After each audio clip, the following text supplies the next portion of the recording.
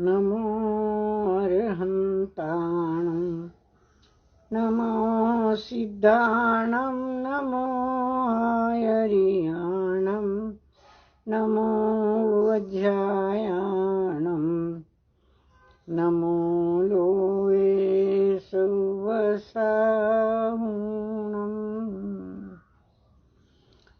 मोक्षमार्गस्य नेतारं भेतारं कर्मभूभृतां ज्ञातारं विश्वतत्त्वानां वन्दे तद्गुणलब्धये। त्रैकालं द्रव्यशतकं नवपदसहितं जीवषट्कायलेशा पञ्चान्ने चास्तिकाया व्रतसमितिगति ज्ञानचारित्रभेदा। इत्येतन्मोक्षमूलं त्रिभुवनमहिते प्रोक्तमर्हद्भिरीशे। प्रत्येति श्रद्धदाति स्पृशति च मतिमान यः स वै शुद्धदृष्टि।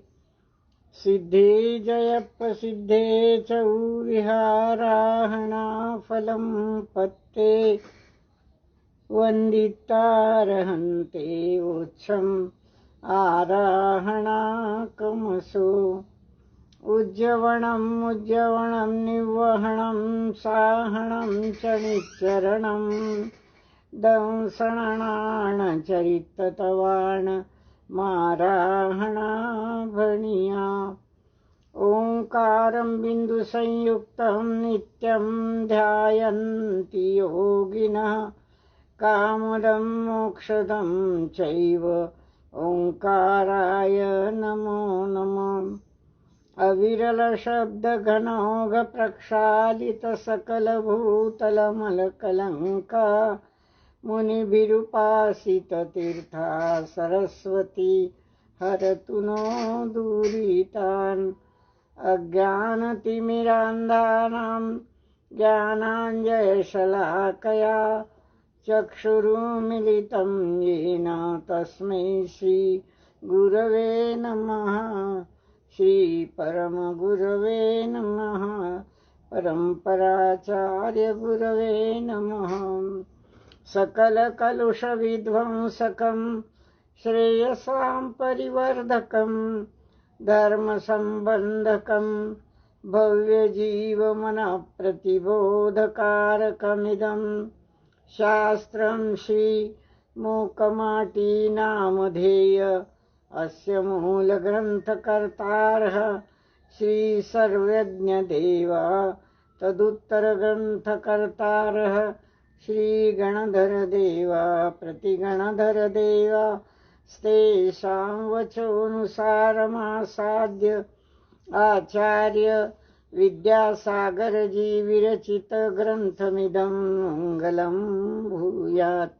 मङ्गलं भगवान् वीरो मङ्गलं गौतमो गणी मङ्गलं कुन्दकुन्दाद्यो जैनधर्मोऽस्तु मङ्गलम्। सर्वमङ्गलमाङ्गल्यं सर्वकल्याणकारकं प्रधानं सर्वधर्माणां जैनं जयतु शासनं।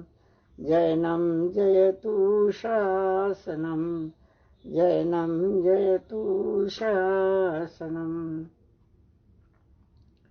आचार्य गुरुवर विद्यासागर जी के चरणों में उनके स्वास्थ्य की रत्नत्रय की कुशल कामना करते हुए त्रिवार नमोस्तु नमोस्तु नमोस्तु। सभी गुरुजनों के चरणों में त्रिवार नमोस्तु नमोस्तु नमोस्तु। बहनों और भाइयों, हम गत रविवार को 364 पेज पर चल रहे थे और हमने देखा कि पवन ने उन तीनों बदलियों को कैसे ओलों में परिवर्तित कर समुद्र में सागर में ऐसे धकेल दिया और उनके टुकड़े टुकड़े मानो हो गए। अब बादलों के हटने से सूरज उगा और सारी धरती नवीन प्रकार के आनंद से भर गई, वातावरण नया निर्माण हो गया। क्या क्या नया उल्लास, क्या क्या नई तरंगे, क्या क्या नए रंग रूप, सारे इनका वर्णन हमने किया। और धरती की लाज, माँ की लाज रखना, माँ की महिमा को बढ़ाना किस प्रकार योग्य है, यह भी हमने कुछ उसके आध्यात्मिक अर्थ को देखा। अब हम आगे चलेंगे, कुछ परिवर्तन के परिणाम और भी इसमें आज हम देखेंगे। क्या दिखाई देगा? देखिए 264 पेज पर हम चल रहे हैं। यह नूतन परिवर्तन हुआ, तथापि इसका प्रभाव कहाँ पड़ा? इसका प्रभाव कहाँ पड़ा? मौन आसीन शिल्पी के ऊपर मंद मंद सुगंध पवन बह बह कर भी वह अप्रभावक ही रहा। शिल्पी के रोम रोम वे पुलकित कहाँ हुए?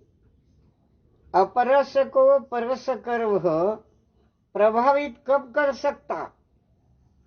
शिल्पी की नासा तक पहुंचकर भी गुलाब की ताजी महक उसकी नासा को न जगा सकी। भोगोपभोग की ये वस्तुएं जब भोगलीन भोक्ता को भी तृप्त नहीं कर पाती है, फिर तो यहाँ योगी को आमंत्रित करना है, मंत्रित करना है बाहर आने को। शिल्पी पर उसका क्या असर हुआ ये बता रहे हैं। शिल्पी, इस नूतन परिवर्तन का उस पर कोई असर नहीं हुआ। किन किन ने प्रभाव डालने का प्रयास किया? मंद सुगंध पवन ने शिल्पी पर, कुंभकार पर प्रभाव डालने का प्रयास किया, पर शिल्पी तो मौन आसीन है, मौन बैठा हुआ है, मौन के अधीन हुआ है, मौन में है, उसे कोई बाहर की वस्तु प्रभावित नहीं कर सकती। तो पवन की, सुगंधित पवन की मंद मंद बहने वाली बयार भी उसे प्रभावित नहीं कर सकी। बह बह कर भी वह अप्रभावक ही रहा। शिल्पी पर प्रभाव नहीं हुआ और वह पवन भी अप्रभावित रहा, प्रभाव नहीं कर सका। शिल्पी के रोम रोम वे पुलकित कहाँ हुए? शिल्पी के रोम रोम पुलकित नहीं हुए। और आगे आचार्य श्री बता रहे हैं कि अपरस की परस वह, अपरस को परस वह प्रभावित कब कर सकता है? जैसा कि हम देखते हैं, किसी वातावरण का चित्रण करते करते आचार्य श्री उसमें से कोई आध्यात्मिक बात कह देते हैं। ये दो पंक्तियां उसी का नमूना है। क्या कहते हैं? अपरस को परस वह, अपरस अस्पर्श, परस स्पर्श,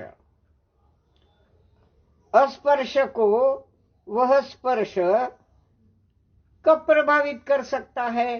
प्रभावित नहीं कर सकता। कौन है यहाँ अस्पर्श? अस्पर्शित हमारी आत्मा।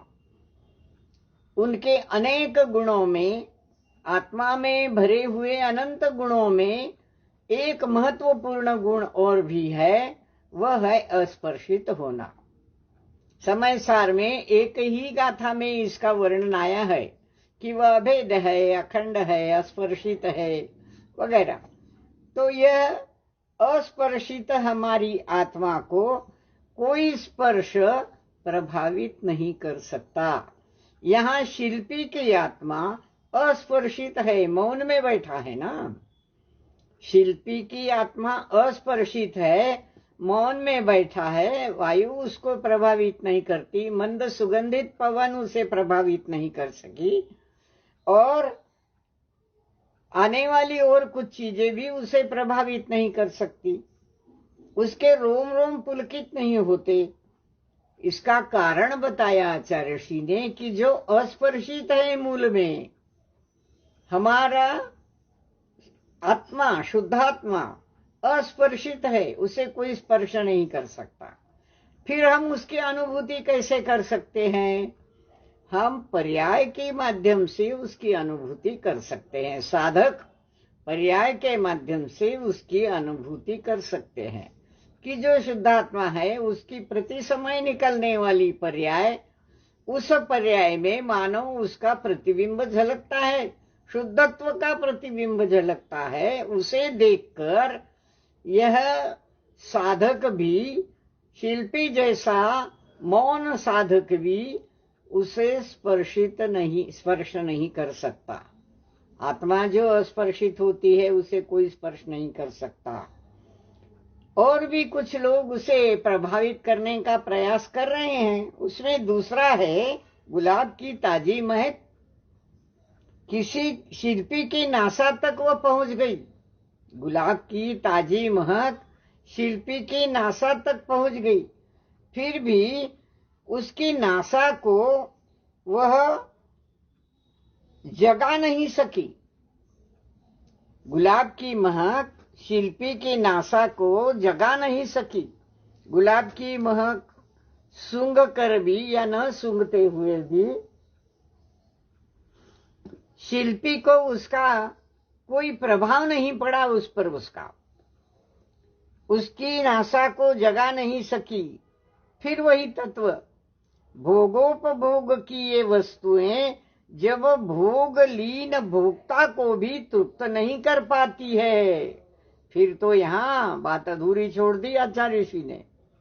क्या कहते हैं? जो भोगोपभोग की वस्तु है, गंध सुगंध भोगोपभोग की वस्तु है। आजकल हम देखते हैं कि कितने लोग तरह तरह के वो लगाते हैं, इत्र लगाते हैं, कपड़े पर छिड़कते हैं और उसकी सुगंध से अपने को, लोगों को आकर्षित करने का प्रयास करते हैं।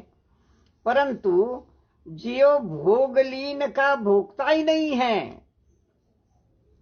वो अगंध स्वरूपी है। स्वयं अगंध स्वरूपी होने के कारण उसको वह गंध सुगंध तृप्त नहीं कर पाती। और यहाँ तो जो शिल्पी बैठा है वह तो बिल्कुल मौन साधक है, उसको वह गुलाब की महक भी तृप्त नहीं कर सकती। वह अभोक्ता है, अभोक्ता है। फिर आत्मा की बात, आत्मा भी हमारा शुद्धात्मा अभोक्ता है। साधक का शुद्धात्मा किसी भी प्रकार की भोगोपभोग की वस्तुओं का भोग नहीं करता, अतः वह अभोक्ता है। अपनी पर्याय को निर्माण करता है, जानता है, ज्ञान दर्शन वीर्य ये उसके अनंत गुण को वह धारण करता है, फिर भी वह अभोक्ता है। तो शिल्पी तो यहाँ बिल्कुल ही ऐसी आत्मा है, शुद्ध आत्मा है, उसको कोई भी बाहर की वस्तु प्रभावित नहीं कर सकती। वह भोगोपभोग की सामग्री से भी प्रभावित नहीं होता, न मंद मंद सुगंध से प्रभावित होता है, न गुलाब की महक से प्रभावित होता है। बस अपने में मस्त रहता है, हमेशा अपने स्व के बारे में सोचता रहता है। मौन साधक है वह। फिर यहाँ तो कौन बैठा है? शिल्पी के रूप में एक अभोक्ता जीव, चेतनात्मा बैठा हुआ है, उसको कोई प्रभावित नहीं कर सकता। योगी को आमंत्रित करता है, मंत्रित करना है बाहर आने को। यह जो योगी है, शिल्पी योगी है, साधक है, योग को धारण किया है उसने। कैसा योग? मन वचन काया के योग को योग कहते हैं हम तो। पर बाहरी योग नहीं है ये। बाहरी योग तो मन से, वचन से, काया से धारण किए जाते हैं, पर ये अंतरीण योग है जो अपने अंतरात्मा को धारण करता है। योगी को आमंत्रित करना है। किसे आमंत्रित करना है योगी को? साधक को, शिल्पी को, मौन में बैठे साधक शिल्पी को, योगी को आमंत्रित करना है, मंत्रित करना है उसे बाहर आने को। कैसे मंत्रित करेगा वह बाहर आने को? वह मंत्र जाप करेगा। आत्मा को बाहर आने को, पर्याय में उछलने को, शुद्धात्मा का दर्शन करने को, उसे बाहर आने को, मतलब वो उठाकर तो बाहर नहीं आ सकता। शरीर के अंदर स्थित है ऐसा हम कहते हैं, पर शरीर के अंदर जो आत्मा प्रदेश है उनमें स्थित है, ऐसा हमारा शुद्धात्मा बाहर नहीं निकल सकता। अपने प्रदेशों को छोड़कर वह कहीं नहीं जाता। जब वह निकल जाता है तो यह शरीर ठंडा हो जाता है, आदमी मर जाता है। तो ऐसे योगी को जो अपने से जुड़ा हुआ है, ऐसे साधक को वह आमंत्रित करना चाहता है बाहर आने को, पर्याय में झलकने को। ये बाहर आना क्या है? शरीर के बाहर आना नहीं है, आत्म प्रदेशों के बाहर आना नहीं है। वह पर्याय में झलकना चाहिए।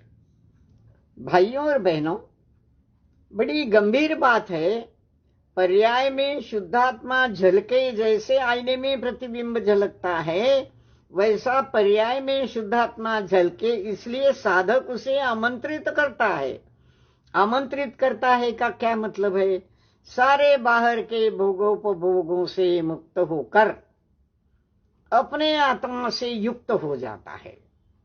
अपने आत्मा का दर्शन करना चाहता है, उसे मंत्रित कर बाहर बुलाना चाहता है। क्या मंत्र कहता है? नमोकार मंत्र तो करता ही है, फिर भी नमोकार मंत्र मनोवचन काया का योग है, ध्यान में रखिए। मन से, वचन से, काया से हम नमोकार मंत्र का जाप करते हैं, मौन में बैठकर नहीं।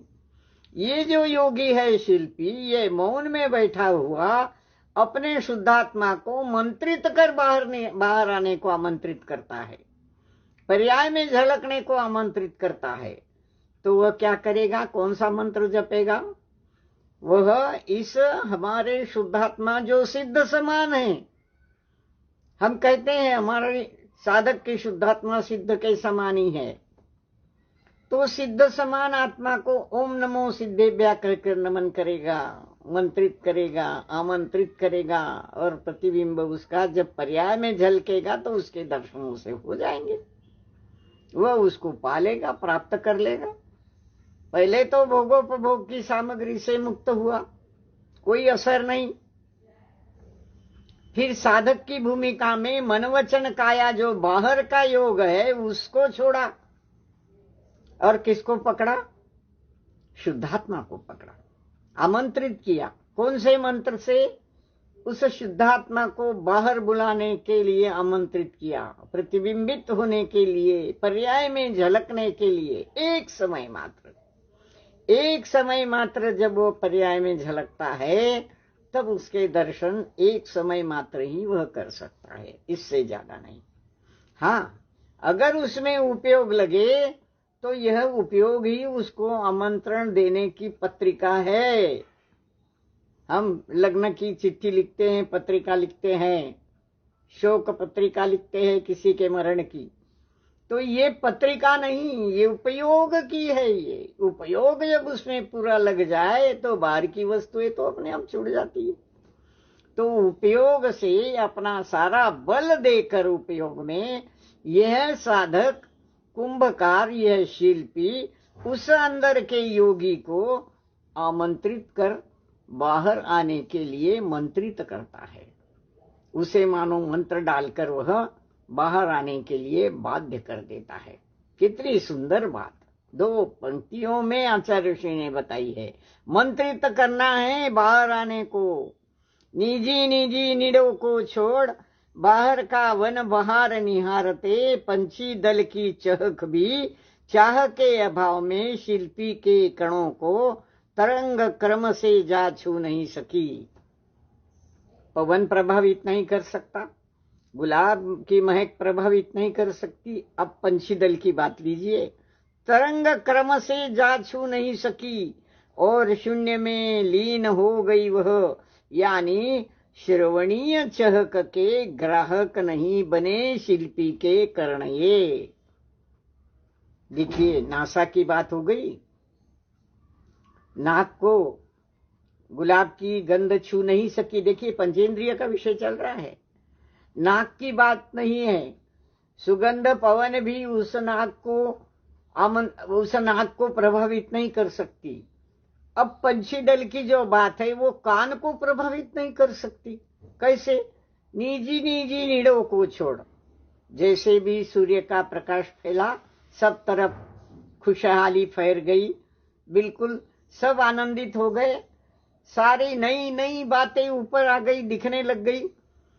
तो ऐसे समय जो घबरा कर अपने अपने घोंसलों में जाकर छिप गए थे, ऐसे पंछी भी बाहर आकर वो वन की बहार को निहारने लगे, देखने लगे। पंछी दल की जो चहक थी, चहचहाट थी, क्योंकि वो खुशी से चहचहाने लगे, तो उनकी चहक भी शिल्पी की कान को चाह के अभाव में तरंग क्रम से जाकर छू नहीं सकी। उसके कानों में पंछियों की चहक सुनाई नहीं देने लगी। क्यों? कि कान भी बंद, मौन में मुंह, सारा वचन मन वचन की क्रियाएं बंद, तो कान की क्रियाएं भी बंद, क्योंकि काया बंद है ना, मन वचन काया, तो ये कान भी बंद और कोई चहक उसको प्रभावित नहीं कर सकती। क्यों? कि उस चहक को सुनने की चाहना ही उसके मन में नहीं है। चाह के अभाव में शिल्पी के कानों को वह तरंग क्रम से छू नहीं सकती। तरंगे तरंगे उठती है उस चहक की, एक के बाद एक चहचहाट होती है। सुबह जब पंछी उठते हैं, घोंसलों से बाहर आते हैं, तो चिड़िया वगैरह छोटे मोटे पक्षी चहचहाट करते हैं, तो ये उसके कानों को प्रभावित नहीं कर सकी और शून्य में लीन हो गई। वह चहचहाट शून्य में लीन हो गई, यानी श्रवणीय चहक के ग्राहक जो सुनने लायक है, श्रवणीय है, उस चहक के ग्राहक ये कान शिल्पी के नहीं बन सके। शिल्पी के बने शिल्पी के कर्ण ये, नहीं बने शिल्पी के कर्ण ये। उस चाह की चाहत में वह नहीं डूबा, सीधी बात है।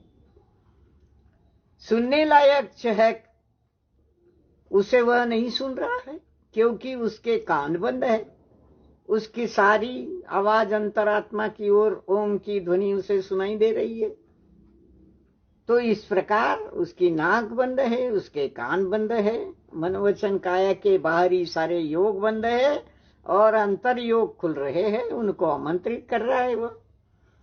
ऐसी विशेष स्थिति में दूरज होकर भी स्वयं रज विहीन सूरज ही सहस्त्रों करों को फैलाकर सुकोमल किरणांगुलियों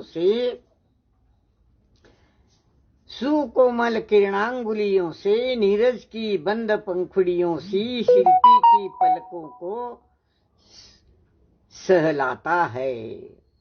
शिल्पी की पलकों को सहलाता है। अब आंखें, नाक हो गई, कान हो गई, अब आंखें की क्या स्थिति है? देखिए, उसकी आंखों को किसने प्रभावित करना चाहा?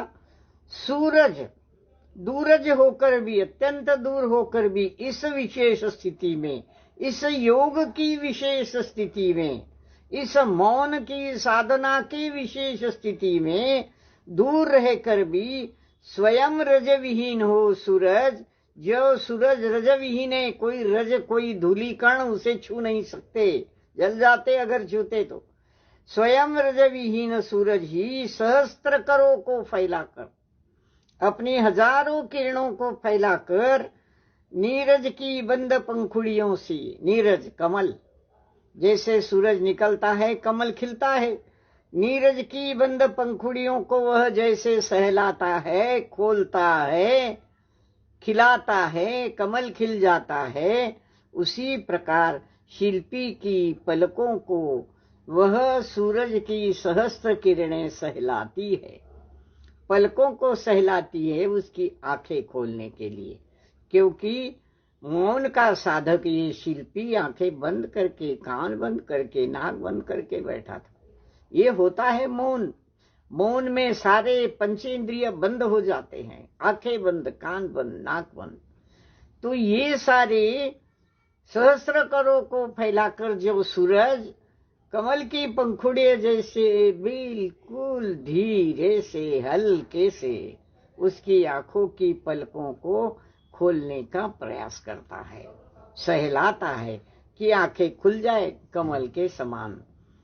लेकिन नीरज की बंद पंखुड़ियों से शिल्पी की पलकों को वह सूरज सहलाता है। इस सहलाव से भी शिल्पी को अनुभूत हुआ माँ की ममता का मृदु स्नेहिल स्पर्श। माँ की ममता का मृदु स्नेहिल स्पर्श, विस्फरित आंखें हुआ अपार क्षमता का सदन, आलोक धाम दिनकर का दर्श, दूर से दर्श पाकर भी लोचन हर्ष से बरसने लगे, और इधर भक्ति के धवलिम कणों में स्नापित शांत होने लगे। हाँ, सूरज की किरणों ने उसकी पलकों को सहलाया तो अब उसकी आंखें खुल गई। कैसे खुली?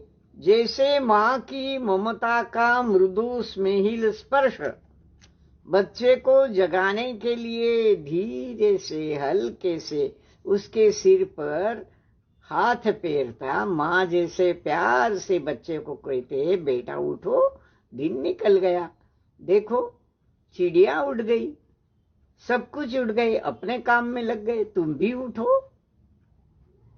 इस प्रकार माँ की ममता की मृदु स्नेहिल स्पर्श से मानो उसकी आंखें विस्फरित हो गई, आंखें खुल गई।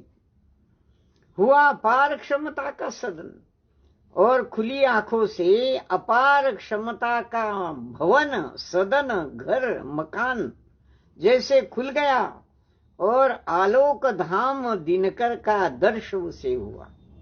आलोक धाम, प्रकाश का घर, प्रकाश का मकान, धाम, आलोक प्रकाश, प्रकाश का घर का किसका? दिनकर, सूरज, दिनकर का आलोक धाम का उसे दर्शन हुआ। शिल्पी ने आंखें खोली और उसे सूर्य बाहर निकला हुआ दिखाई दिया। दूर से दरस पाकर भी लोचन हर्ष से बरसने लगे। इतने दूर से सूर्य का दर्शन हुआ, सूरज का दर्शन हुआ, और उसकी आंखें आनंद से, हर्ष से मानो बरसने लगी। इतने दूर से दर्शन कर कर भी उसकी आंखें आनंद से बरसने लगी, आंखों में आंसू आ गए। और इधर भक्ति के धवलिम कणों में स्नपित शांत होने, भक्ति के धवलिम कणों में स्नपित शांत होने, 266 पेज पर हम चल रहे हैं। धरती के कण ये तरसने लगे, यूं पूरा की पूरा माहौल डूब गया परसन में, दर्शन में, हर्षन में और तरसन में। 4 शब्द बहुत मजेदार है ये सारा। पढ़ते समय आनंद की उर्मी हमें उठती है। हाँ? तो शिल्पी ने आंखें खोली और भक्ति से धवलिम कणों में स्नपित शांत होने जैसी, धवली में कण कौन से होते? देखिए, जैसे ही सूरज उषा की किरण, पहली किरण पड़ती है धरती पर, तो ओस की बूंदे हरियाली पर चमकने लगती है, मोती जैसी चमकती है। तो चमकने वाली ये धवलीम कण भक्ति के धवलीम कणों से स्नपित हुए, नहाकर निकले, शांत होने लगी। उसकी आंखें धवलीम कणों से शांत होने लगी। ये कौन से ओस कण? आंखों से जो खुशी के आंसू बरसे वो धवलीम कण, उससे आंखें स्नपित हो गई, धुल गई और शांत होने लगी। हर्ष के कारण भी कभी कभी आंखों में आंसू आ जाते हैं। वो धवलीम कण उसके बिंदुओं के समान वे आंसू आंखों को शांत करने लगे। धरती के कण से तरसने लगे, धरती के कण ये तरसने लगे और ये आंखों से टपकती आंसू की बूंदे उसकी शिल्पी की आंखों से निकलने वाली आंसू की बूंदे देखकर धरती की मिट्टी के कण कण भी तरसने लगे। अरे हमें भी चाहिए, हमें भी चाहिए ऐसे ऐसे हर्ष के आंसू, ऐसे धवलीम कण, ऐसे ओस के बिंदु हमें भी चाहिए। तरसने लगे उसके लिए। यूं पूरा की पूरा माहौल डूब गया। स्पर्शन में स्पर्श में, दर्शन में दर्शन में, हर्षन में हर्ष में और तरसन में तरसने में चाहिए चाहिए और हमें भी चाहिए, हमें भी चाहिए, ये तरसना। तो इस प्रकार सारा माहौल दर्शन से, हर्ष से और स्पर्श से तरसने लगा। शिल्पी के आंखों में से आंसू बहे, खुशी के आंसू, आनंद के आंसू। आंखें धुल गई, आनंदित हो गई, शांत हो गई। उसके आंसू देखकर धरती का कण कण तरसने लगा। हर्ष से, स्पर्श से, दर्शन से तरसने लगा। स्वस्थ अवस्था की ओर लौटते कुंभकार को देख कुंभ ने कहा, परिशह उपसर्ग के बिना कभी स्वर्ग अपवर्ग की उपलब्धि न हुई न होगी, त्रैकालिक सत्य है यह। फिर बड़ी बात, छोटी छोटी सी घटनाएं, वर्णन पर घटनाएं, सुंदर वर्णन में से एक अध्यात्म का अंकुर फूटता है। क्या कहते हैं अक्षर ऋषि? ये जो कुंभकार की स्वस्थ अवस्था है, स्वस्थ अवस्था की ओर से लौटते हुए देखकर, कुंभकार को देखकर कुंभ ने क्या कहा? कुंभ भी बड़ा तत्वज्ञानी है, ऐसा वैसा नहीं है। कुंभ ने क्या कहा? परिशह उपसर्ग के बिना स्वर्ग और अपवर्ग की उपलब्धि न हुई न होगी, त्रिकाल में नहीं होगी। त्रिकाल सत्य है यह। परिशह बिना, 22 परिशहों का वर्णन हमारे सूत्रों में आता है, तत्वार्थ सूत्रों में भी आता है, अन्य सर्वार्थ सिद्धि में भी आता है। परिचय सहन करने पड़ते हैं। उपसर्ग जब आता है तो परिचय सहन करने पड़ते हैं। कौन कौन से उपसर्ग आए हमने देखे। उस सागर ने, दुष्ट प्रवृत्ति के सागर ने 3 बदलियां भेजी। बदलियों से काम नहीं बना तो 3 बादल भेजे, बादलों से काम नहीं बना तो राहु को भेजा। तरह तरह के उपसर्ग किए। हम भगवान का चरित्र देखते हैं, कितने उपसर्गों को सहते हैं वे।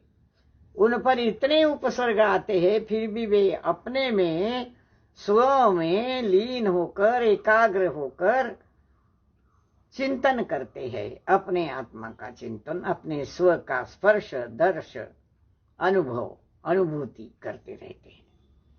तो परिचय और उपसर्ग के बिना कभी स्वर्ग भी नहीं दिखता, और अपवर्ग, अपवर्ग नरक, नीचे वाला वर्ग, ऊपर वाला स्वर्ग, नीचे वाला अपवर्ग नरक। न स्वर्ग के दर्शन होते हैं न नरक के दर्शन होते हैं, उनकी उपलब्धि नहीं होती। उपसर्ग सहोगे, परिशह सहोगे, साधक सहेगा तो स्वर्ग की और नरक की, स्वर्ग की हो या नरक की हो, उपलब्धि नहीं होती। ये त्रिकाल त्रैकालिक सत्य है, इसको कोई बदल नहीं सकता। ये उसमें से एक रस निकाल के लाया, सारा वर्णन। कितना बदल गया था माहौल, हम भी आनंदित हो गए थे इसको उसको देखकर। फिर सूरज ने सहलाया, फिर पवन ने सहलाया, गुलाब की महक ने सहलाया, पर शिल्पी कभी उनसे विचलित नहीं हुआ। पर सूरज ने जैसे ही उसकी पलकों पे ममता भरी एक प्रकार की पलकों को सहलाया, मां की ममता भरी पलकों को सहलाया हाथों से, सूरज की किरणों से, तो उसकी आंखें खुल गई। अब ये सूरज है कौन? ये सूरज है ज्ञान का प्रकाश। ये सूरज ज्ञान है, ये प्रकाश फैलाता है, अंधेरा भगाता है, अज्ञान का अंधेरा भगाता है। जब ये प्रकाश निकला, सूरज निकला, खुशी हुई, आनंद के आंसू बहे, तो ज्ञान का प्रकाश हुआ। कितने उपसर्ग सहे, कितने परिचय सहे, फिर भी ये त्रैकालिक सत्य है कि सूरज ज्ञान के प्रकाश से ही हमारी आंखें खुलती है। ये दृष्टि खुलती है। कौन सी दृष्टि? दो आंखें हैं, नए कहलाते हमेशा ये दोनों, व्यवहार नए, निश्चय नए। नए की आंखें खुलती है कि है क्या ये, कौन सा सही है, कौन सा गलत है।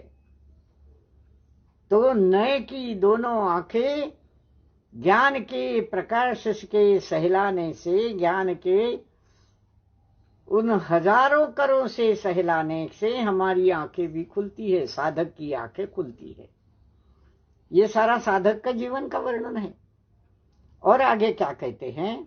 गुप्त साधक की साधना सी, आगे देखिए, गुप्त साधक की साधना सी अपक्व कुंभ की परिपक्व अवस्था पर आश्चर्य हुआ कुंभकार को। अरे भाई, ये तो अभी पका भी नहीं, ये कुंभ अभी आवे में, भट्ठे में तपा भी नहीं, अभी तो कच्चा है, सूखा भी नहीं है, परंतु फिर भी देखो बड़ी बड़ी बातें कर रहा है। हाँ, अपरिपक्व कुंभ की परिपक्व अवस्था, उसकी आस्था परिपक्व है, अवस्था परिपक्व, आस्था परिपक्व है। आस्था, अवस्था तो परिपक्व कब होगी?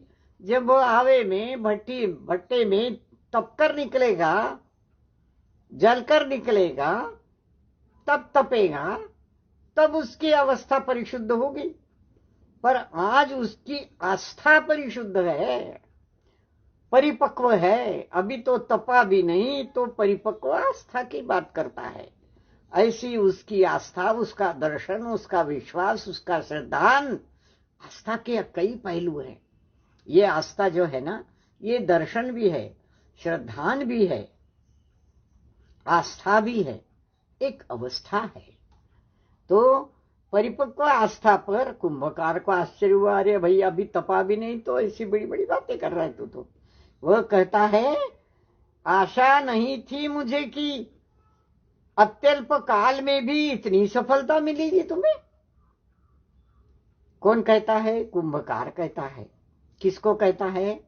उस कुंभ को कहता है, अरे इस अपरिपक्व अवस्था में तुम्हारी आस्था इतनी दृढ़ है, इतनी परिपक्व है, और इतनी सफलता तुम्हारी आस्था को मिल रही है, इसकी तो मुझे सुतराम भी कल्पना नहीं थी। इस अत्यल्प काल में तुमने, थोड़े से समय में तुमने ये सारा ग्रहण कर लिया। अरे वाह, क्या बात है, इतनी सफलता मिलेगी तुम्हें।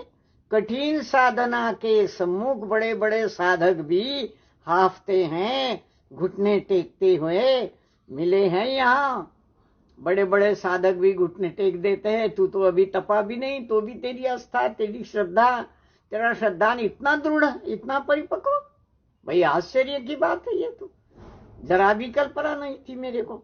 ऐसा कुंभकार का विचार उसने कुंभ को सुना दिया।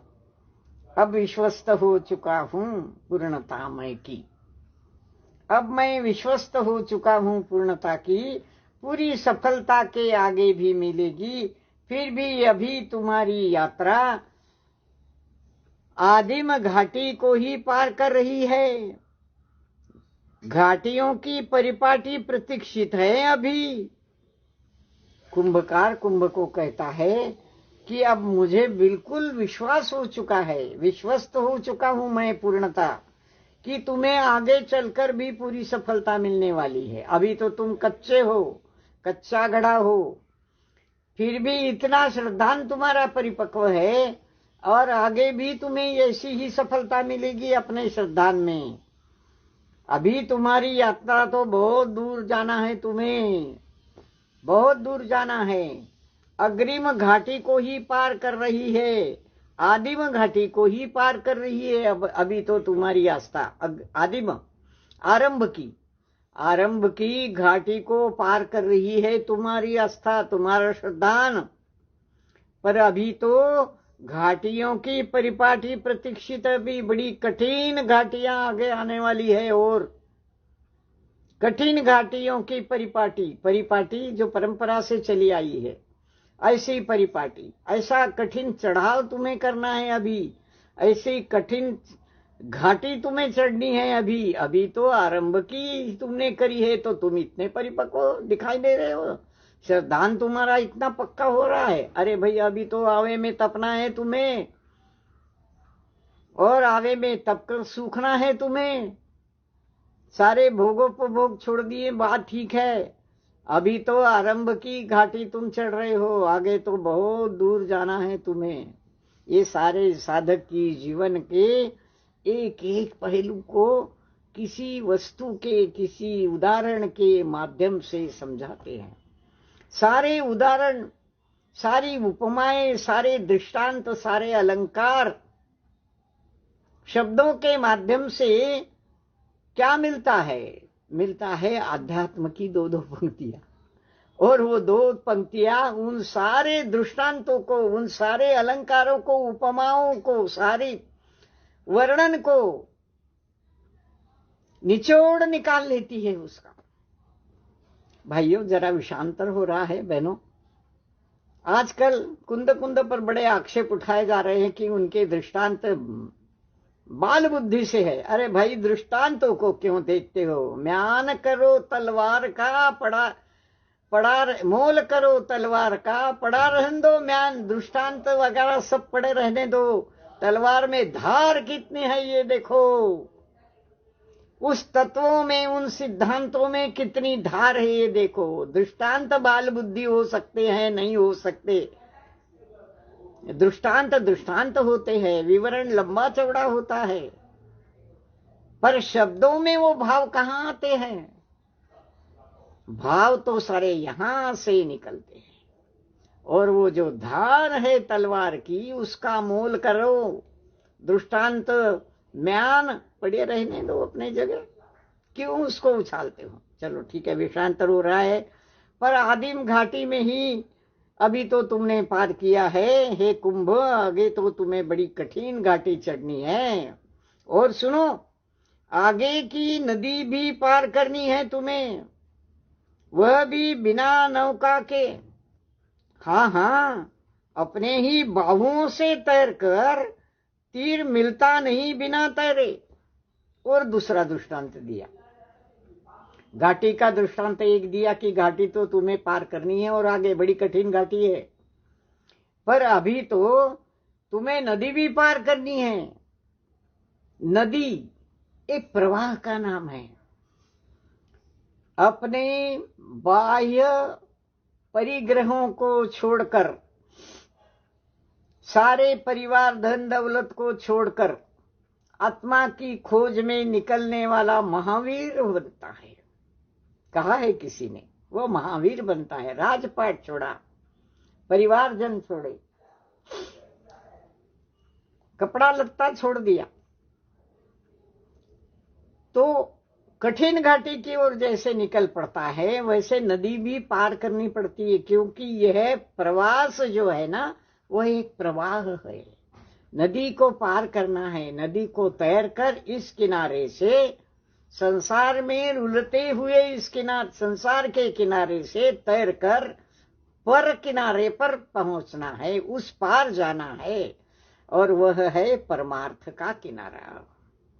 परमार्थ का किनारा तैर कर जाना है तुम्हें, तो इस तैरने में अपने बाहुबल का उपयोग करना है तुम्हें। बाहुबल का अपने बल से, अपने वीर्य से, अपने पुरुषार्थ से, बड़ा गुण है ना, ज्ञान दर्शन वीर्य। अपने वीर्य गुण से, अपने पुरुषार्थ गुण से तुम्हें तैर कर उस परमार्थ के किनारे को पकड़ना है, वहां तक जाना है। अपने बाहुबल से क्यों?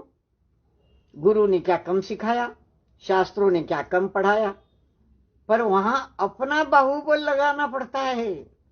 जो गुरु ने पढ़ाया, जो शास्त्रों ने पढ़ाया, वह सारा पर से मिला है। गुरु भी पर है, शास्त्र भी पर है। ये तत्व ज्ञान कहाँ खिलता है? ये तत्व ज्ञान अपने बाहुबल से, अपने पुरुषार्थ से, अपने अंतरतम में खिलता है। तो अपने ही बाहुबल से तैर कर, तीर मिलता नहीं बिना तैरे। अपने बाहुबल से बिना तैरे परमार्थ का तीर नहीं मिलता। उस आत्मा के दर्शन नहीं होते, उसका स्पर्शन नहीं होता, और वो हर्ष नहीं मिलता। आखिर सुख आनंद, वह हर्ष नहीं मिलता, वो आनंद नहीं मिलता, वो सुख नहीं मिलता। और सच्चा सुख तो वही होता है। ये मिलने वाले सुख तो क्षणिक है। आज मीठा खाया, शाम को और मीठा खाने का मन करता है। एक समय के लिए टिकने वाला सुख अक्षुण्ण सुख नहीं होता, शाश्वत सुख नहीं होता। शाश्वत सुख तो उस परमार्थ की प्राप्ति में है। तीर मिलता नहीं बिना तैरे। इस पर कुंभ कहता है, जल और ज्वलनशील अनल में अंतर शेष रहता ही नहीं। साधक की अंतर दृष्टि में निरंतर साधना की यात्रा भेद से अभेद की ओर, वेद से अवेद की ओर बढ़ती है, बढ़नी ही चाहिए। अन्यथा वह यात्रा नाम की मात्र है, यात्रा की शुरुआत अभी नहीं हुई है। कुंभ की ये पंक्तियां बहुत ही जानदार, असरदार सिद्ध हुई। कुंभ ने भी जवाब दे दिया। अपरिपक्व नहीं है कुंभ, भले ही आरंभिक की अवस्था है, श्रद्धान आरंभ का है, फिर भी पक्का है। आरंभ का श्रद्धान है, फिर भी परिपक्व है, पक्का है। क्या कहता है उस पर कुंभ? जवाब दे देता है कुंभकार को। कहता है, देखो, जल और ज्वलनशील अनल में, जल और ज्वलनशील अनल में, अग्नि अनल, अनल, पानी और अग्नि में अंतर शेष रहता ही नहीं। जल अग्नि को बुझाता है, पर यहां तो न जल है न अग्नि है। आगे तपना है, आगे तैर के जाना है। जल तैर, उस नदी का प्रतीक हुआ ना। यहां जल का संबंध क्या है? उस नदी को तैर के जाना है, अपने बाहुबल से परतीर को जाना है, परलोक को जाना है। तो ज्वलनशील क्या है? अग्नि है। अभी तवे में तपना है, उस भट्ठे में तपना है, वो ज्वलनशील अग्नि है। तो साधक के जीवन में न जल है न अग्नि है, कोई फर्क नहीं पड़ता उसे, उसमें कोई अंतर नहीं रहता। उसको कोई ऐसा नहीं लगता कि ये जल है और ये अग्नि है, और मैं तैर कर जाने वाला हूं, और ये मुझे तपाने वाली ये भट्टा मुझे तपाने वाला है, मैं तप की अग्नि में तपूंगा। कोई अंतर नहीं रहता साधक के जीवन में। साधक की अंतर दृष्टि में, उसकी दृष्टि जब अंतर की ओर लग जाती है, तो उस जल में, उस नदी के प्रवाह में और उस भट्टे की अग्नि में कोई अंतर उस साधक को नहीं दिखा देता। कुंभ कहता, मैं साधक हूं एक, मुझे इसमें कोई अंतर नहीं दिखाई देता। तुम मुझे डराना मत कि तुम्हें बड़ी कठिन घाटी चढ़कर जाना है, अभी नदी पार करनी है तुम्हें। मेरी दृष्टि में मैं एक साधक हूं, मेरी दृष्टि में इन दोनों में कोई अंतर नहीं है, अंतरतम तक मैं पहुंच गया हूं। साधक की अंतर दृष्टि में निरंतर साधना की यात्रा चलती रहती है, निरंतर साधक की यात्रा चलती रहती है। कहां से कहां तक? भेद से अभेद तक, भेद से अभेद तक। बड़े दो शब्द है, भेद से अभेद। नए भेद दिखाता है, अंश अंश से, निश्चय हो व्यवहार हो, नए भेद है, नए में भेद होता है। और आत्मा में कोई भेद नहीं होता, नय रहित तो होता है आत्मा। वहां न निश्चय है न व्यवहार है। जब निश्चय व्यवहार से छुट्टी पा लेता है, नयों के भेदों से छुट्टी पा लेता है, तरह तरह के परिग्रहों से भी छुट्टी पा लेता है, जितनी भी विविधताएं इस संसार में है उन सब से छुट्टी पा लेता है, उनसे मुक्ति पा लेता है, तब उस मुक्ति रमा को वर्ण करता है मुक्ति रमा मेरी। बड़े सुंदर शब्द होते हैं हर जगह। पद्ममलधारी देव इस मुक्ति रमा का वर्ण ही करते दिखाई देते हैं पल संसार में। तो कहते हैं साधक की अंतर दृष्टि में निरंतर साधना की यात्रा चलती है इन सारे भेदों से अभेद आत्मा की ओर, इन वेदों से अवेद की ओर। वेद क्या होता है? संवेदन, वेदन, सुख का दुख का साता असाता वेदन। हम टीवी पर किसी को मरते हुए देखते हैं तो रोना फूटता है, औरतें रोने लग जाती है। रामायण देखती थी तो राम वनवास को निकले तो औरतें ये रोने लग गई सारी। तो दूसरों का दुख देखकर रोना ना, दूसरे के सुख में आनंदित होना क्या है? ये सारे भेद है, ये सारे भेद है। इन भेदों को छोड़कर आत्मा अभेद है, उसमें कोई टुकड़े नहीं होते, कोई अंश अंश नहीं होते। गुण है अनेक, पर गुण वो अंश नहीं है। अनेक गुणों से भरा हुआ आत्मा गुणों के अंश अंश से नहीं भरता। गुण अंश नहीं होते आत्मा के, गुण स्वतंत्र है अपने अपने।